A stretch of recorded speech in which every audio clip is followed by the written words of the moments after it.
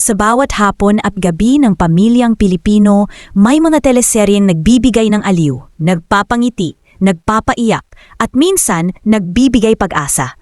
Pero sa likod ng bawat kwento ay may isang ginoong hindi lang basta aktor. Siya ang sanbigan ng emosyon, ang mukha ng pangarap, ang haligi ng bawat eksena. Sila ang mga leading men ng Pilipinas. At sa dami ng nandaan, 3 ang nangingibabaw. 3 aktor na hindi lang nagpasikat kundi nagbago ng takbo ng Philippine entertainment. Simulan natin sa top 3. Coco Martin, ang hari ng aksyon ng Philippine teleserye. Bago siya naging household name, si Coco Martin ay batang nangangarap lang mula sa Caloocan. Tahimik, mapagmasid at may mata para sa mga kwentong hindi napapansin. Sa indie films muna siya sumikat, kung saan nakilala siya hindi dahil sa kabwapuhan kundi sa matinding husay sa pag-arte. Hindi glamoroso ang simula, hindi engrande, pero totoo. At nang pasukin niya ang mainstream, doon nagsimulang mabago ang landscape. Sa FPJ's Ang Probinsyano, hindi lang siya bida, siya ang direktor, ang utak at puso ng teleseryeng tumagal ng mahigit 7.5 taon.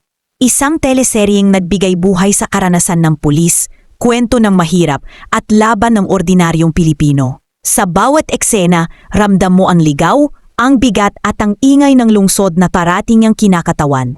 Siya ang hari ng realismong Pilipino at habang tumatagal, mas lumalalim ang kanyang trabaho.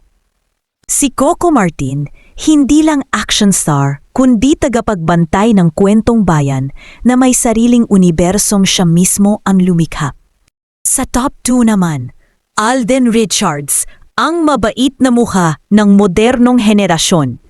Kung may leading man na sumakop sa puso ng madla sa paraang malinis, masaya at puno ng kabaitan, walang iba kundi si Alden Richards. Mula sa pagiging boy next door, naging isa siyang simbolo ng pangarap na natutupad. Hindi maingay, hindi kontrobersyal, pero palaging consistent. Si Alden ang aktor na kayang mag-shift mula rom-com, drama, fantasy hanggang musical at action nang hindi nawawala ang puso sa mata niya. Sa The Gift, ipinakita niya ang lambing at lalim ng karakter. Sa Destined to be Yours, siya ang mukha ng kilig na hindi pilit, kundi natural. At nang maging Asian multimedia star, hindi lang Pilipinas ang saksi sa talento niya, kundi buong Asia. Sa social media, siya ang leading man na hindi kailangan ng ingay para magkaroon ng malaking presensya. Sa personal niyang pakikitungo, siya ang klase ng aktor na minamahal ng lahat, mula bata hanggang nakatatanda. Si Alden Richards, isang modernong leading man na pinagsama ang humility, versatility at star power na pang-international. Ang ating top 1 ay si John Lloyd Cruz. At sa tuktok ng listahan, isang aktor na hindi lang bida, kundi institusyon. Isang pangalan na halos katumbas ng salitang leading man. Walang iba kundi ang nag-iisang John Lloyd Cruz. Kung pag-arte ang pag-uusapan, siya ang benchmark. Siya ang tipo ng aktor na hindi umaarte, kundi nararamdaman.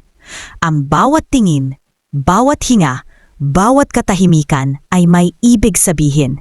Sa kanyang mga teleserye tulad ng Maging Sino Ka Man, Noah, at Immortal, naging malinaw na hindi lang siya sweet boy next door.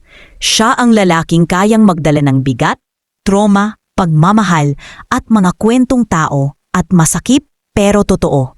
At sa pelikula, wala nang mas iconic pa sa One More Chance.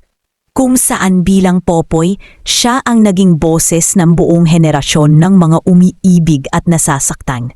Si John Lloyd Cruz, ang aktor na walang kahalintulad, ang bituin na hindi kumukupas, at ang leading man na kahit lumayong man pansamantala, ay mananatili pa ring hari sa puso ng mga manonood.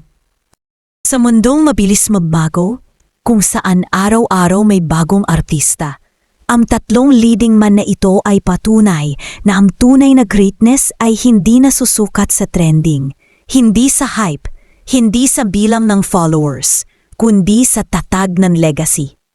Coco Martin, ang tagapagkwento ng masa.